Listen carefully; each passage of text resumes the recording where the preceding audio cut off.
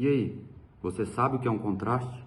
Provavelmente, se você já fez uma ressonância, uma tomografia ou uma angiografia, certamente você já utilizou. O contraste, ele é uma substância administrada ao paciente com a finalidade de facilitar a visualização de algumas estruturas anatômicas. E além disso, você sabe por que ele é utilizado? A finalidade dele é melhorar a qualidade da imagem e facilitar o diagnóstico. Além disso, também diminui a exposição do paciente à radiação, evitando repetições desnecessárias.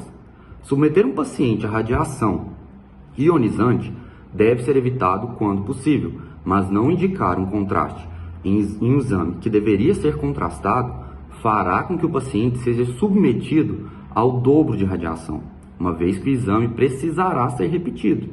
Alguns órgãos são facilmente visualizados em exames radiográficos, devido à sua radiopacidade, sendo um exemplo clássico o tecido ósseo.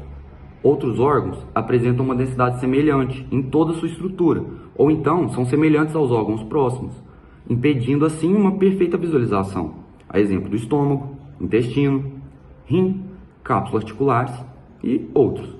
Assim, nesses casos, é necessário o uso de contraste radiológico para facilitar a visualização.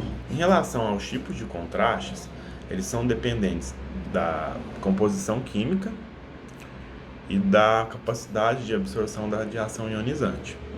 Em relação à capacidade de absorção da radiação ionizante, eles podem ser divididos em radiopacos ou positivos, que aumentam a capacidade de absorção, ou radiotransparentes negativos, que vão diminuir a capacidade de absorção da radiação. Já em relação à composição química, eles podem ser iodados ou não iodados, que são o dibário e o gadolínio. Falando um pouco das vias de administração, os contrastes iodados eles são hidrossolúveis e vão ser administrados por via oral ou intravenosa. E eles vão ser parcialmente absorvidos pelo organismo. Já os não iodados vai depender do tipo. O dibário, por exemplo, tem a sua administração feita por via oral ou retal, ele é insolúvel e dificilmente ele vai causar algum tipo de efeito colateral. Já o gadolínio, que é um contraste utilizado no exame de ressonância magnética, ele vai ser administrado exclusivamente por via intravenosa e raramente ele vai provocar algum tipo de reação alérgica. O contraste tem várias funções. Ele é utilizado na investigação de infecções, inflamações, abscessos, controle de tumores, motilidade do trato gastrointestinal e muito mais. Existem vários exames que podem utilizar os meios de contraste. Por exemplo, radiografias, tomografias e exames de ressonância magnética.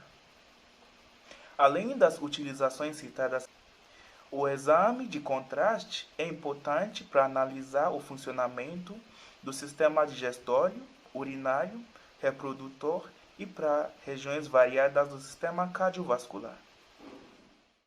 E dependendo do tipo de contraste que será usado, existem algumas contraindicações, especialmente para o contraste iodado. Um exemplo disso são os casos de diabetes que, para controlar a glicemia, fazem uso de metformina. E esses pacientes não devem, de forma alguma, realizar procedimento com contraste iodado, porque a metformina, quando associada ao iodo, leva ao desenvolvimento de uma insuficiência renal aguda. E vale lembrar também que pessoas que têm alergia ao iodo ou que têm hipertireoidismo manifesto ou alguma insuficiência renal também possuem essa contraindicação. Além do iodo, os procedimentos com sulfato de bário podem causar também algumas reações. Isso acontece porque essa substância ela é insolúvel e não é absorvida pelo corpo do próprio paciente. E por último, é importante destacar que também se o paciente estiver desidratado, em fase pré-operatória ou sofrer obstruções nos órgãos, o uso de contraste pode também piorar o quadro. Os efeitos colaterais, na grande maioria das vezes, são considerados reações leves. Uma característica importante dos efeitos colaterais é que pessoas que são alérgicas a outros tipos de medicamentos são propensas a ter alergia ao iodo, que é o componente radiopaco mais utilizado nas tomografias. Por isso, vale ficar atento a essa questão.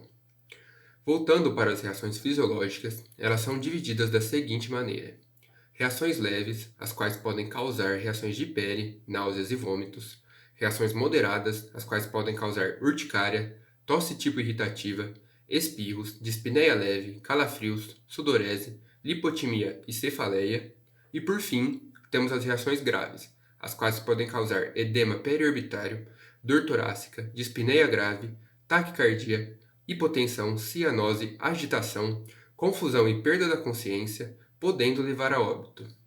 O último lembrete importante é: mesmo que o risco de existir eventos graves seja pequeno, exames contrastados só devem ser feitos se houver estrutura para atendimento de urgências.